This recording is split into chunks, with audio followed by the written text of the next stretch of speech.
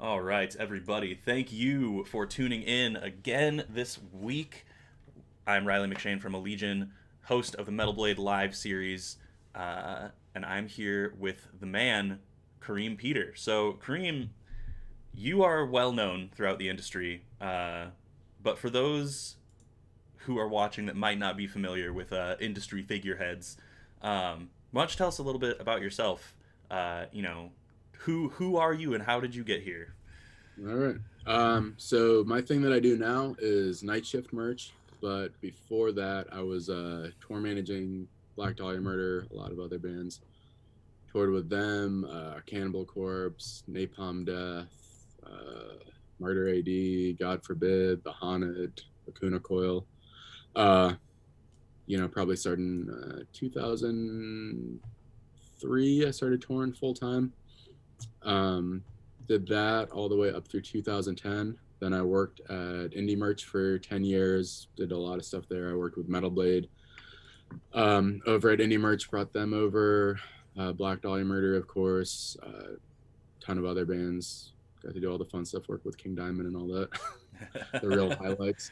I like And to then, imagine that every conversation with King Diamond that anyone has is just all falsetto from both parties. Just like, hey, uh, how's it going?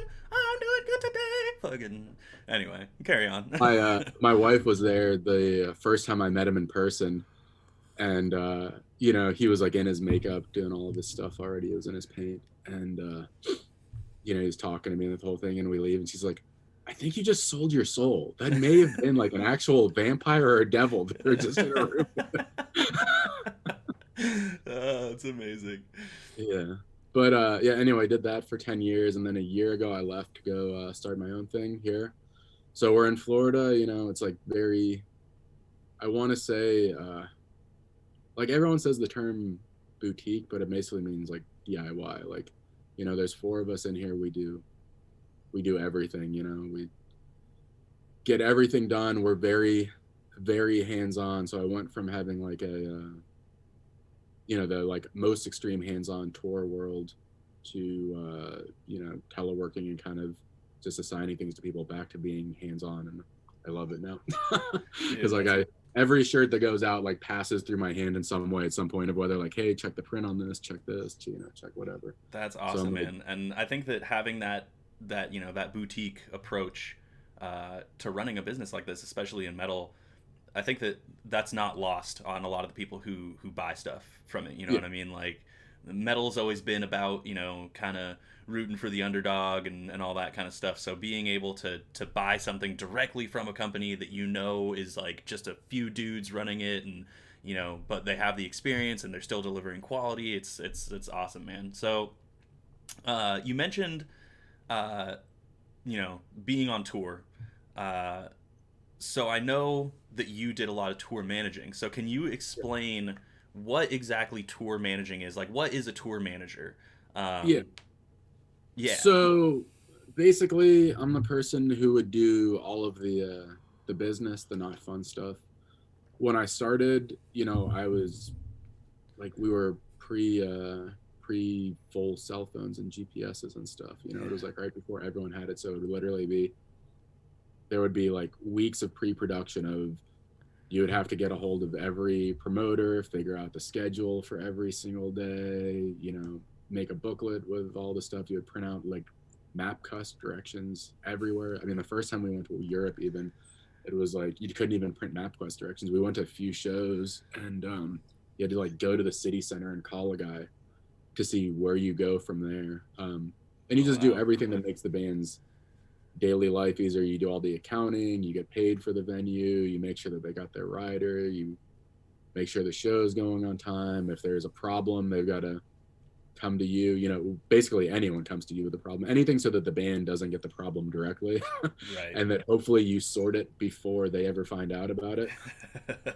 Um, you know, that Yeah. was always the biggest thing. But just booking hotel rooms, booking flights, reserving buses, you know, taking promoters to the ATM, whatever has to be done.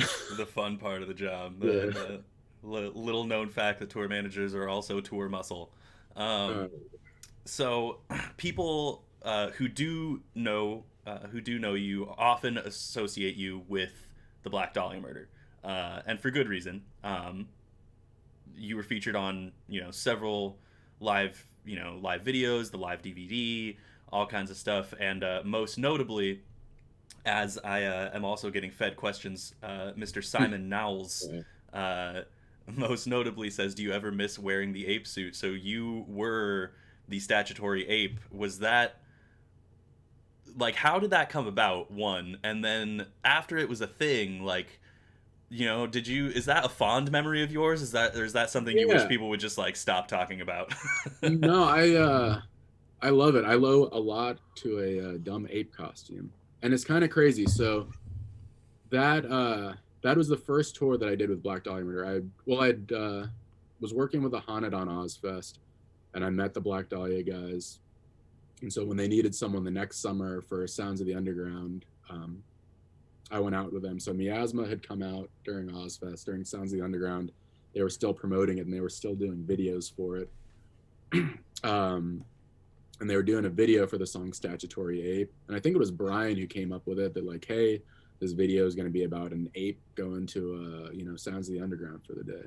Yeah. And so he had the suit, and I was like, you're just going to have like an ape suit? There's going to be nothing else going on for it? And he's like, yeah. And I'm like, well, it's got to be like, you've got this ape. It's got to be in like a Black Dahlia shirt. It's got to have stuff. So, we like went and pulled a red logo shirt out and cut the sleeves off and put it on the ape and gave it a headband and stuff.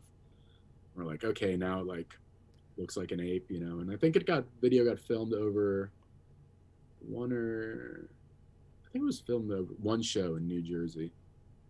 And I wasn't in the ape suit for the first video, but it was, Brian from the band was in there. Their old merch guy, Chowda, was in there. Larry Lurker, who ended up touring with the band later on, was in there, coming out, just doing random hijinks. And then we had we didn't think anything of it. Got packed away, put away. And then the video came out, and we were out on tour with Hatebreed, which was the next tour. And we had the suit with us still in like a duffel bag. And I can't remember if I asked the guys if I could do it or not, but we just was like, I'm going to do this. I'm going to go out on the stage in the suit, with the suit from the video, because we have it with us. It was never like intended to be anything else. And it kind of hit, this especially for that. Black Dahlia Murder was, they were in like in a real good spot. They were in this Hatebreed tour. They were playing above Exodus and Napalm Death, direct support for Hatebreed. For a band that young was like a really good spot for them. So they kind of had to pull out like a little bit more stops, or just prove to the crowd of like why this young band was playing so high. And so we had the ape suit. People loved it. We started doing it every night, and it just became a thing. It kept going. We ended up making ape merchandise. Now it's like the fan club mascot. It's everywhere. He upgraded to having a bigger suit because we were at the Palladium, and I stage dove in the ape suit, and someone tore the head off of it. And this is when we were like, or not we, I guess just me, because I was like a freak. I didn't want anyone to know who was in the ape suit then. Right. And so I had I would wear a ski mask under this head, because I would always be worried the head was going to like come off headbanging. So this dude rips the head off. It's just like, got to be so bummed. I'm just like, oh, now there's just some guy in a ski mask under here.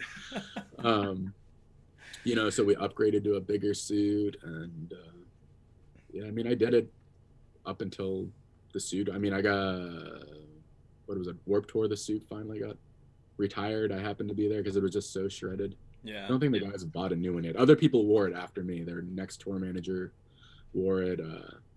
There's like some people who have been the ape. Barney from Napalm Death was the ape. Who else? One of the guys from Set Your Goals was the ape for a night. It was like always a thing where like different bands would be like, can I just do it for like a day? Yeah. You go out there and do it, and it's just kind of a trip. And then everyone, after they do it for a day, is just like, how do you do that every night? You can't see anything, and it smells horrible. And it's like, and the worst thing that you're going to find out is tomorrow you're going to get a rash on your face. Because it's so nasty in there, you can't clean it. So like, welcome to the next day rash after wearing it. That's brutal. So I guess to answer that question, you don't miss wearing the suit, because I wouldn't miss having a face rash. Yeah. You do and you don't, because it's fun. It's just, you get to go out and literally ape out for 5 minutes. That's fucking awesome. Of just being totally totally stupid. And for some reason, when you put it on, everyone at the show immediately wants to murder you. Yeah. Like everyone's just like, you're in this ape suit. I can just punch you in the face full force, and it's not gonna matter, right? There's not a real human man in there. Yeah. Yeah, just everything, man. Getting kneed in the nuts, punched in the face, putting chokehold in it. Jesus. Dudes trying to throw you on the ground, people trying to yank you. It's just like, I'm glad there's like at least 1 inch of padding in this thing, but it doesn't Yeah. do too much. God. Well, speaking of touring and being on tour, I have another question from the crowd, so to speak. Um, Guillermo Santin wants to know what's the craziest rider you've ever seen, and Oh, you don't have to say which band had the craziest rider, but of I all can your tell you the time. craziest rider that Black Dahlia had. Um, I'm surprised. Maybe he knows about this and he's trying to cue me up. Um, so you ever heard the Danzig grocery list where someone just recorded a like shopping list in Danzig's voice where it's like 3 liters of Mountain Dew, Oh yeah, like yeah, all that? yeah, yeah, absolutely. So we had a day of tour where we had everything. We didn't need anything. I was like, well, we don't need anything, but if we don't take the rider, it's basically throwing money away for the day. Yeah. So we just downloaded the Danzig grocery list onto a USB drive and gave it the promoter. And I was just like, yeah, I was like, we got kind of a weird rider. Now it's an audio rider. And he's just like, okay. And he plugs it in and he's just like, you're serious? Like, yeah. And he's like, all right. And there's like a dozen burritos, like guacamole face mask, like all this stuff in there. He comes back, he's got everything, and he's like, hey man, I got it all. That copy of Shrek 2 on DVD is my daughter's though, so I need that back.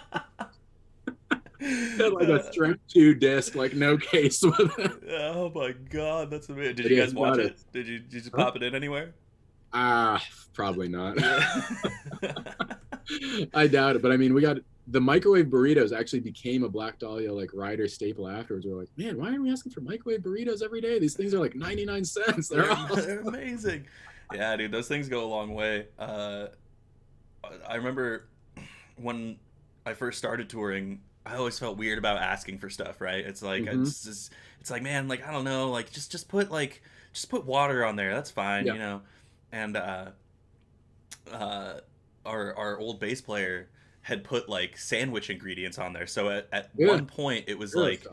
it was like, you know, bread and like sliced meat. But the thing is that like not every promoter would fulfill the rider to like Yeah. 100% capacity. So sometimes we'd get like a case of water and like a loaf of bread, and that was it. And it was just like, what are we supposed to do with this? Yeah. Like Yeah. I You have to bring so your own peanut butter or whatever with it. yeah, so since then we have learned to just like ask for the most outrageous things and just see, you know, just see what people will do, you Yeah. know? Sometimes you get it. Black Dahlia's rider was always super simple, which like was kind of like funny why we had that Danzig one for a day, because it would just be they were like the most chill band about rider stuff of just, we only have to take what we need, it's like some beers. They would always share everything if they were headlining. So it's just like the most simple, basic, like, hey, everyone come have some of this rider. Um, but I forgot where I was going with it. Yeah, we had the simple rider. We had the crazy one for the day, but we had one time we were in Wisconsin and we showed up, and there's usually a hot meal on the rider. Yeah. And this dude, we go to get the meal, and it's just a bunch of boxes of cereal, like 13 boxes of cereal. I'm like, what is this? And he's just like, it's cereal for dinner. I was like, yeah, but we're like grown-ups who haven't eaten all day. Like cereal for dinner is fine when you're at home and like, you had whatever for the day. Like this is like dudes who have been working all day. He's like, people normally love cereal for dinner. Like, well, that's not hot food. We've got to like feed 3 bands here, all cereal for dinner. It's not going to work. And I was like, he's like, what should I get? I'm like, what would you get if you were, getting dinner? Cereal. there's 13 boxes, man. I don't know what you want. Yeah. So I feel he's like thanks. So the light bulb goes off. He's like, pizza? I'm like, yeah, better than cereal. Go get pizza.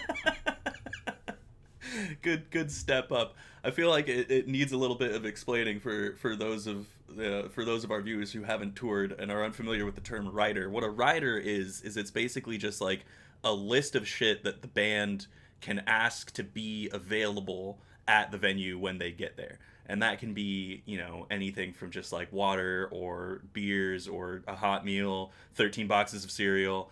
Yep.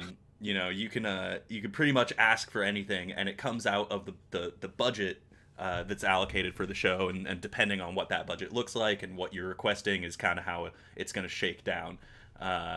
So yeah, a little bit of background insight on Yeah. what a rider actually is. Oh, dude, the best rider ever was when I was touring with Lacuna Coil. Yeah. Their bass player used to be a chef, so their rider every day was like a straight up the grocery store trip of whatever he wanted to make that day, and that was, probably the only band where you're like, yeah, I need like a whole eggplant, and I need this, like all the stuff that you would have for groceries at home, because on tour, you can't cook. You can throw something in the microwave if you're lucky. You have a George Foreman, Yeah. but that dude with his grill and his like hot plate with his boiling pots of waters. He had all that stuff. So he That's would make amazing. pasta, make everything. I would be out at the merch table, and they come by and be like, "We grilled you eggplant and zucchini with olive oil, and like I put a little sea salt on it." That I was like, I'm never gonna stop playing with this band. This that is is great. hands down the most Italian thing I have ever heard. That is It was perfect. That was, you normally think you go on tour like I'm just gonna eat trash. I'm gonna be eating Oh Cheetos. yeah.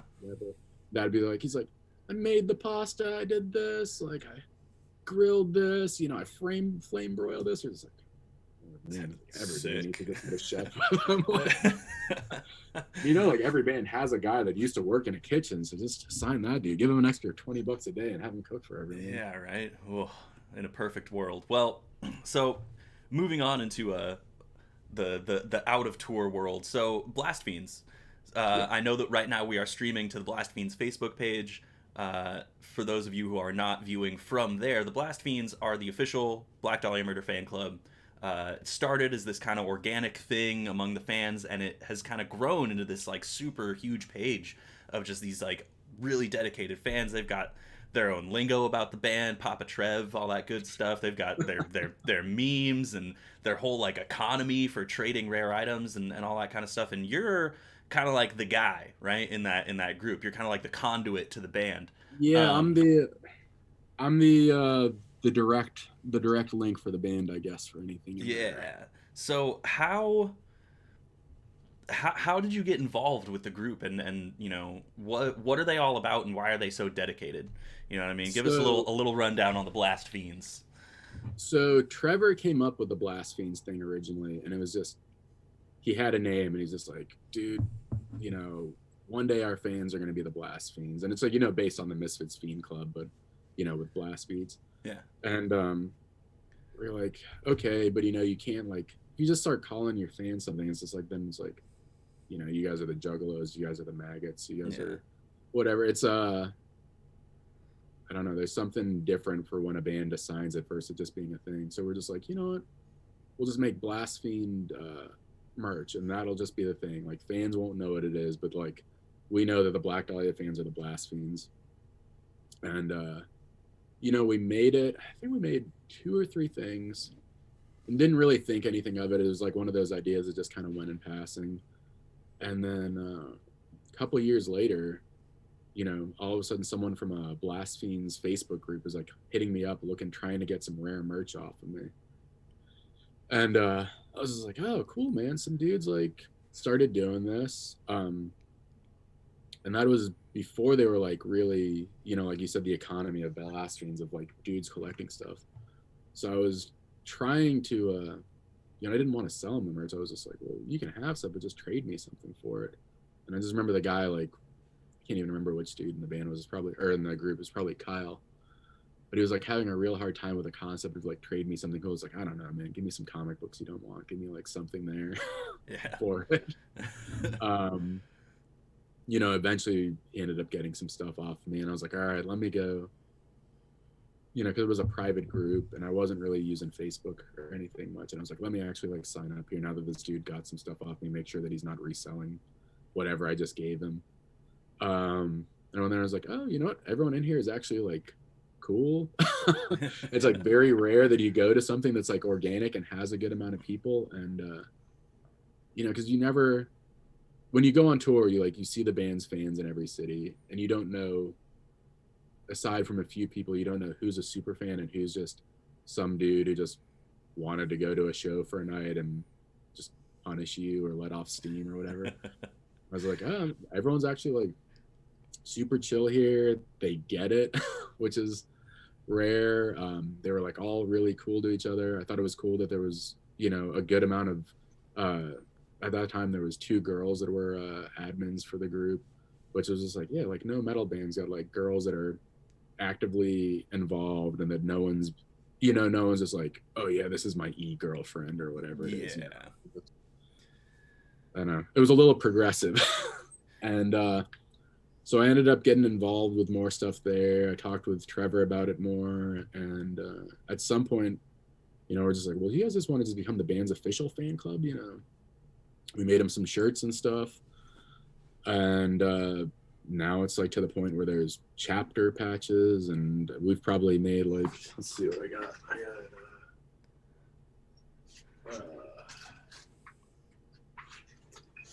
Like Illinois chapter patch that someone made, Germany. Oh wow. California. Oh, I gotta get me one of those.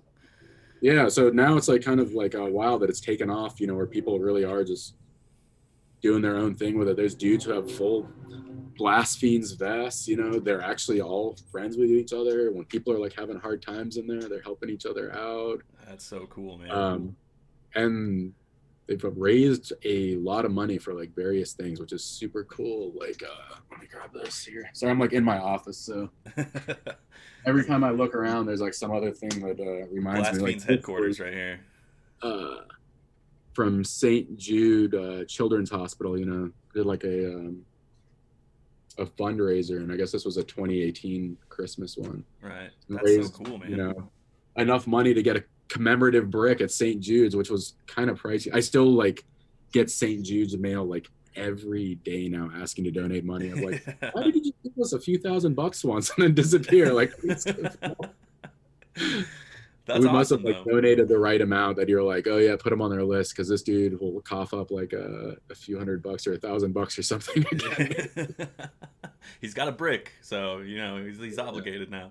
But that's super cool, man. That's more detail in that community that even I wasn't super aware of as someone who is like, because I'm 32 now, so yeah. I've been my like first band in high school covered Contagion kind of thing. Like I've been following the Black Dahlia murder for a long time, so it's super cool to I remember learn more about the community behind the band. Band on the show. Sorry, what was that? I remember when you guys were a local band on the show. I think at the Black Sheep. Oh yeah, yeah. Right. Yeah. The Legion, and I don't even know what year that would have been. I don't think you guys were on Metal Blade yet, were you? I don't know. I'm the second vocalist, so anything pre 2015 is before my time. Okay. But yeah, that makes sense. That it's funny, man. We're one of those bands that have like, I don't think any original members at this point. I think that I mean, on paper, Greg is he's still there, but when that band was still like a local band, like doing opening shows like that, I'm pretty sure that everyone from that lineup is in the wind. Dude, there's so many bands like that. I mean, just from touring for long enough. I remember when All Shall Perish was like the local band on a show. I saw the demo somewhere from that. Was it? I don't know if you remember that band Aiden that got kind of big for a while. Oh yeah, dude, Blast from the Past right there. Holy shit. Yeah, that was the local band on a show that actually got signed to Victory, because when we were with Dead to Fall, they gave the band a demo, and we're like, holy shit, this is the local band that gave a touring band a demo and actually got signed off of it. Because John from Dead to Fall was just like, yeah, I'll actually pass your demo over to Victory, and he did it, and like, 2 years later, we're like, oh man, you guys signed that band. Like, wow. That's amazing. Well, so shifting gears kind of into the merch world, post tour life. So you worked with Indie Merch for a while, and now you're doing Nightshift. How do you find artists to work with when you're looking for merch designs? Not necessarily how you find like bands to work with, because Yeah. oftentimes that's kind of like a band to the business kind of thing. But when you're looking for artists, like, do you guys provide the merch designs? Oftentimes, how does that shake down when it's kind of like, So that's a bit of a combo. Some bands like Cradle of Filth has their own artist who does basically everything for them. We'll do like little things for them of, hey, they need this adjusted, but they have like a in-house dude who's been with them for years. He does everything. Um, with Black Dahlia Murder around like 2006, Trevor and I basically took over doing all the art together of hiring people. And then there used to be a artist message board. It was called Empties. So we found a ton of dudes off there, and you would find one dude who would be like, "Oh, check out my friend." We would always be looking for like the next guy that hadn't done shirts for someone yet that was doing cool artwork.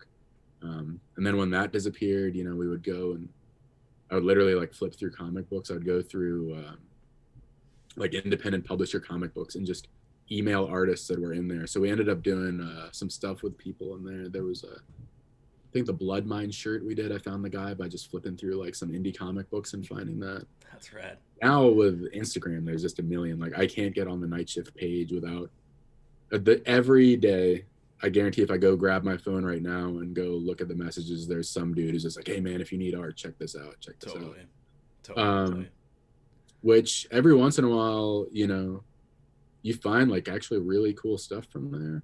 And it's always like a friend of a friend. There was this dude, Joda Cravo from Portugal that we've worked with for a bunch of stuff. For Nightshift, we had him do some stuff for, he's done stuff for Black Dahlia Murder, for Pig Destroyer. I had him do stuff for Galacticon when I was working with them. I know he's worked for some others, but we found him a artist that we had never worked with before, posted up on their Facebook or whatever, of just like, "Hey, here's this new Black Dahlia design." And he was in the comments of just like, "Oh God, I'd love to work with that band." Like that's like my art thing that of the high school. And I clicked his name, I was like, "Oh man, this dude's shit is awesome." And he's only got like 200 Florida followers, it's like a new guy. I was like, I can't, it's like rare now that you find someone that no one knows, and his stuff is so good. So, now he's like doing stuff for other people. He's done a bunch of cool stuff for bands recently. I can't even think of all these he had worked with, but it's awesome. It's just like you see someone and it turns out, like they're doing all sorts of stuff with Dan Mumford for Black Dahlia Murder. I had toured with this band Gallows from the UK, and it was their first US tour. And he was I guess just a friend of theirs growing up. He had done their first 7-inch cover, and he'd done some art for them that hadn't been released yet. Because the 7-inch cover, looked like a dude in college, doing a 7-inch cover. It was fine. Yeah. And they showed me some stuff that he had done for them, hadn't come out yet. And I was like, man, this is so good. Like, we have to get, Black Dahlia stuff to do this. And I don't think he had ever done a t-shirt design when we had him do the first Black Dahlia shirt that he did. Like, he had done posters and records and stuff, but I don't think he'd ever designed something for a t-shirt. And then, now I feel like in metal stuff, that guy's a household name. So it's just dumb luck of just being there and someone being like, "Yo man, check out this email my friend Dan just sent me with this." It's like, oh man, like this is great. So even if it hadn't been us who had used him, someone else would have been the people. We just had the dumb luck of having to be there, someone just turning their computer towards me and being like, "Look at this." Well, that's awesome. It seems it's super cool. It's like stumbling across great art and great music like that is always like there's something kind of like magical about it. You know what I mean? It's it's this kind of unexpected, just comes out of nowhere, total curveball, and it's just like, oh wow, this is fucking amazing. I love it when that happens. So pulling back from the little audience we have going on here, Jacob Lindsay wants to know, what is your favorite piece of Black Dahlia merch? The favorite is the Everblack pre-order box sets that we did when that came out, where we made a murder mystery game for it, Mm-hmm. And it was I'd been playing a lot of those point and click escape room sort of games, like the Flash ones. Yeah. I bet we could make like a physical version of this, which I don't know what made me think I could do it, because once I started doing it, I was just like, why did I think I could just figure out how to do this? So I was working on it for so long on paper, and I was like making my wife have to play this stuff. She's like, I don't even understand like what this is or what I'm supposed to do next. And it was like up so long, like hours a night trying to figure it out of how to put things together. And eventually I got it to work where someone could solve the puzzle, and I had to like call friends who were like, all right, like run through this with me again. And finally they figured it out, and I was so excited. It was like, oh man, this was like so difficult, even the fastest person that I could get to do this, you know, it took them like X amount of hours to do it, and that was with help. Because what you got is you got like a fake Polaroid of the band murdered with like information on that. It had a toe tag with it. It had, I can't even remember what the other clues were. You had a piece of like a note if you stuck all the notes together, and each pre-order just came with one piece of it. So you had to put all 5 note sections together for each member to get the full game. So people had Oh to work wow. together on it. And there was like a website that had different clues, that you each had a little link that you went to things. I was like, this is going to be awesome, and I think people figured it out online in like an hour because I didn't know what Reddit was and didn't realize that just some people would go on Reddit and each give each other their clues and having Yeah. Well, that's cool preemptively though. been That's working like on it. a really cool like community building type of thing, you know Yeah. what I mean? That's like getting people to engage with each other in like a real world setting like that. Uh kind of to draw a parallel. I remember in like I want to say it was like the 80s, Atari did something like that called Mhm. Sword Quest, and it was this like crazy huge thing like that where it's like you had to beat the game and you had to get this high score and like get through all these puzzles, and then it would be this tournament against like all the winners who did it, and at the end of each like game release there would be this prize, and the prizes were fucking insane. It was like a crown and like a gauntlet and a sword and Gosh, shit. It was like like a it was, literal it was, it arrow. was crazy. These like $50,000 prizes that are manifested into these physical artifacts. So it's super cool seeing that kind of thing still around, and especially like in metal. Uh, and on that note, speaking of kind of more like niche merch ideas, obviously selling merch is super important to bands as far as like making a living goes. You know what I mean? That's where a lot of bands, especially metal bands, see a lot of their income. So, like, what have you learned in your experience about like what sells and what doesn't? Obviously, those kind of niche things Yeah. usually get picked up by people, but in a more broad scope of running merch, what would you suggest as far as bands that are trying to kind of get their sea legs about it? That's like the first question that every band that ever works with us is like, I can't even imagine how many times I ask like, what's selling right now? What's hot? Yeah. And it's just, it depends on the band. It's got to be something specific to your band because like we've made a few things. We were just talking about this earlier today where, you know, we made the same basic like item for 3 different bands. One band of them like sold out immediately. We knew that it would sell. The other one it's selling at like a steady pace. Other totally dead. And it's not because the bands are different sizes. It's 3 bands that are roughly the same size and just one's selling here, one's here, and one's there. And it's just like, all right, you know, we tried to do the method of like this will work for everyone, and this wasn't something that works for the community of this band. So the thing that always sells is t-shirts, like, and people for some reason never want to believe you on that. They're like, what should we make? And I was like, make a t-shirt. Yeah. And it's like, yeah, but it's like everyone makes a t-shirt. And it's like, well, like to go back to Black Dahlia again, we're making the zine for them right now. We put up 2 new shirt designs and the zine on the same day.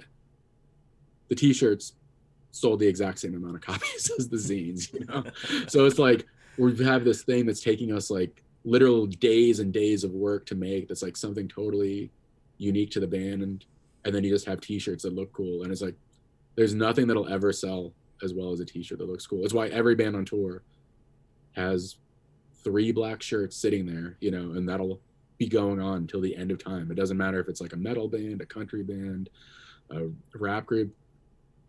A black t-shirt is like the ultimate thing that you have to have, and people are just like, but that's like so boring. Like everyone knows that. And it's like, it's the obvious thing. It's the Yeah. thing that everyone wants. I mean, when shows were going on, I do local vending for stuff. I go vend for like, Vampire Weekend at the amphitheater, or, Vanilla Ice or whatever is going on. And you see there, like, they'll sell hundreds of t-shirts. Yeah. People, you'll never see someone wearing it. And you're like, oh, yeah, they can't sell shirts. I never see someone in it. And it's like every show, hundreds, if not thousands of people show up to those bands, buy shirts. It goes in their closet. It goes in their gym bag. It goes like somewhere, but they bought it. And Yeah. all the other weird stuff the band made, like water bottles or lanyards or fanny packs and like all the stuff that's cool. It's cool to like talk about and look at, but we sold 400 t-shirts that night and 15 water bottles. Right. Yeah. It's just the way it always is. So, you'll have stuff you'll come up with that's super neat, but it doesn't necessarily mean it's going to hit. Or, like recently we made a D&D module for Black Dahlia Murder, Mm-hmm. which that was something where we wanted to do it. We were like, this will be cool. We've talked about this for a long time. Let's finally do it. And we knew that with Blast Fiends, there was enough of a base there that people would do it, but that took off. We had no clue how much that was going to take off, that we were going to have to do, I think, 3 printings of it. And, now it's just living as a digital thing. Yeah. Just, sometimes we're like, this will do well. We'll do 500 of these, it'll be fine. And this is like, by the time you're done with that, and you're like, all right, well, now we just did a couple thousand modules. We sold more D&D modules than most bands sell records right now. So. Yeah, and then you try to recreate that thing, and it's just impossible. You'll make more and more random stuff, and then one day you'll make a sock or something stupid, and it's just like, that sock just hit. That's the it came thing. out of the right time. Gotta get People those really socks. liked it. Yeah.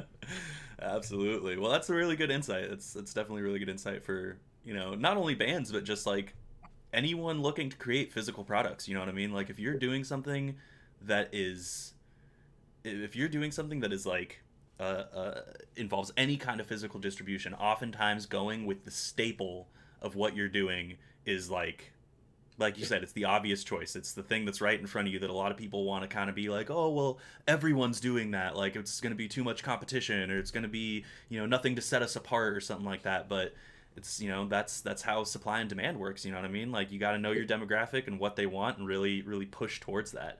There's 10,000 t-shirts in the world for, whatever bands. Yeah.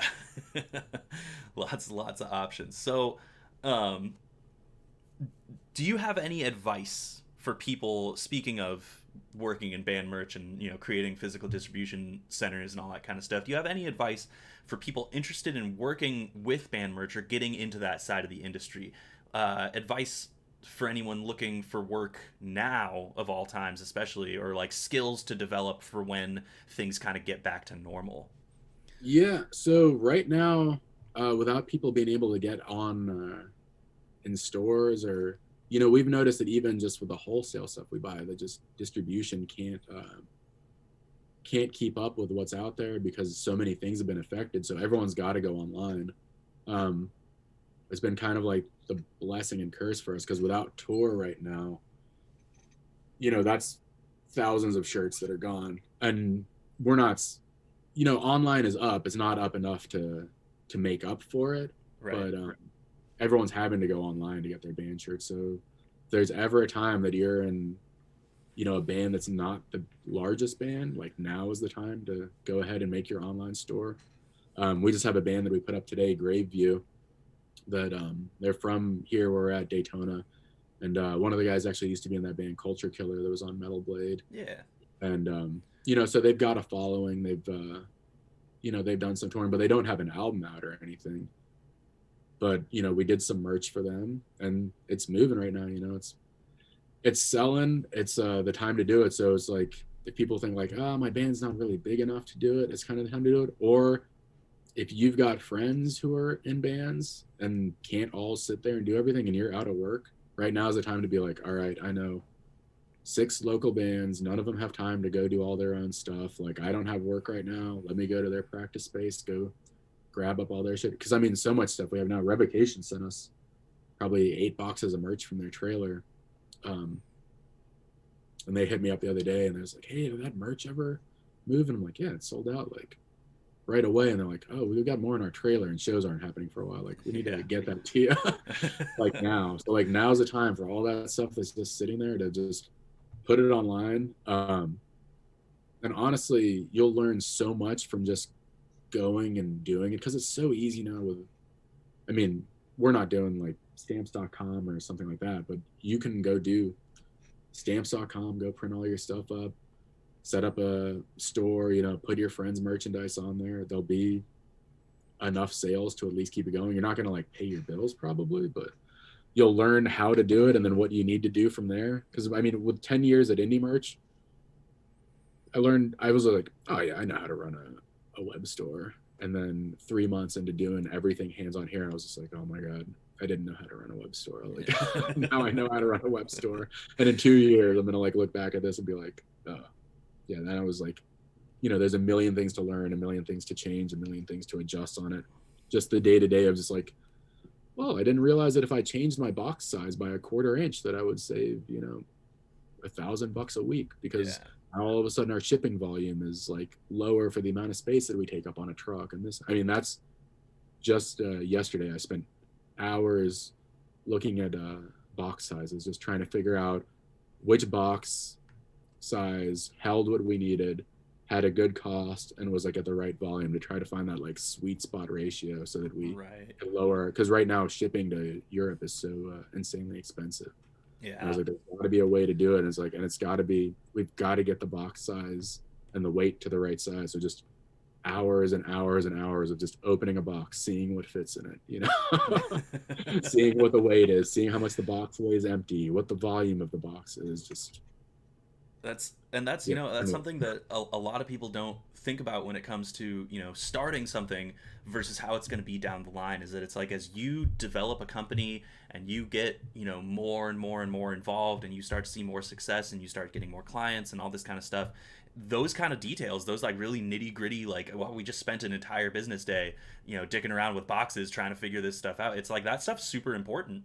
Yeah.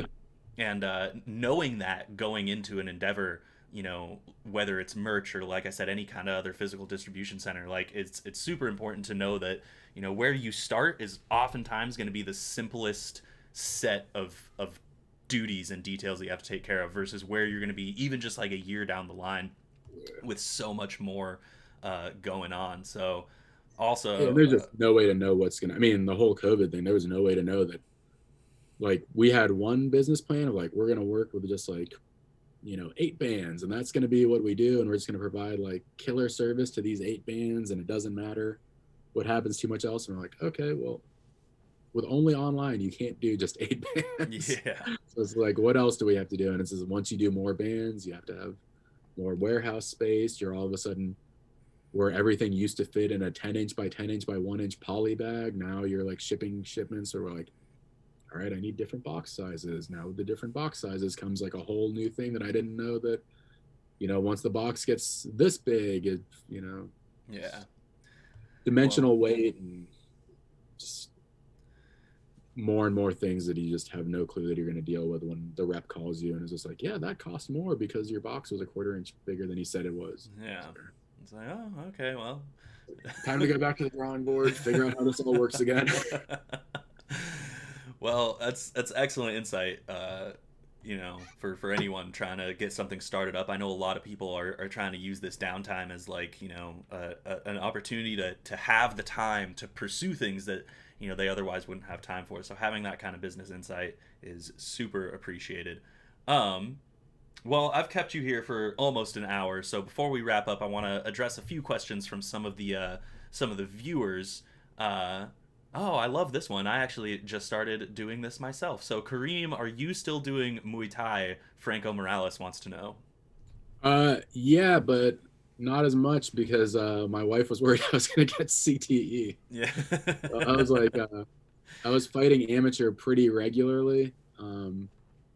And I'm 37 now, so I'm not like old, but I'm definitely feeling the effects. Like, I've got like crooked fingers and swollen joints, and I've got like, my arm doesn't go. That's me trying to straighten my arm. My arm Oh, doesn't wow. go straight anymore.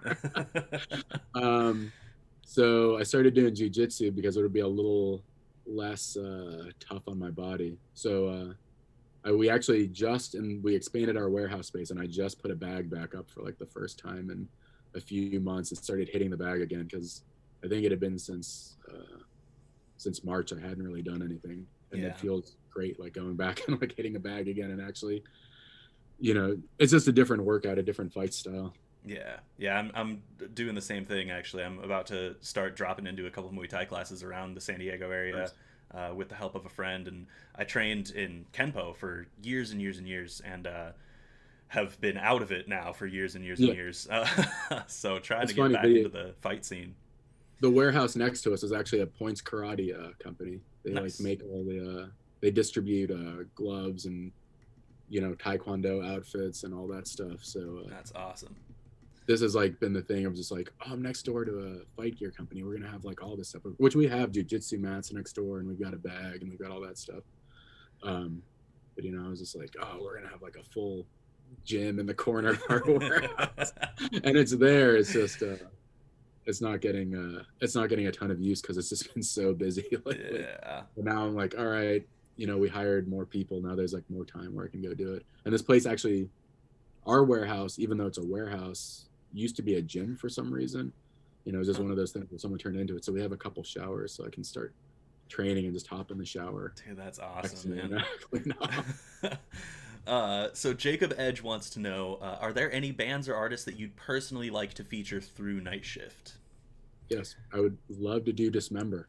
I Yeah. think uh, we bought some wholesale stuff from them. We were supposed to do some stuff for them with, on Maryland Death Fest. We had it lined up that we were gonna, or I guess as lined up as it could be that far in advance before everything got canceled. We were lined up. We were supposed to print the shirts for them, and then it all fell through. And I was like so pumped because I was just like, oh, I'm gonna finally, do the From an Ever Stream shirt exactly how I want to do it with the adjustments that I need to make. I was like, shit, well, it's not happening now. So my like thing every day is just like, what's the right day? Like, what's the right day to hit a band when you're far enough into a thing of being like, looks like shows aren't going to happen for another year. Like, do you want to just go ahead and do this online like we talked about? Yeah.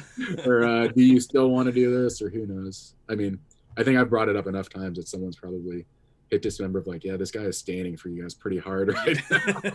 So they might be a little worried He about really wants to make this merch, you guys. Just, he needs an answer. He's gonna drive his car off a bridge.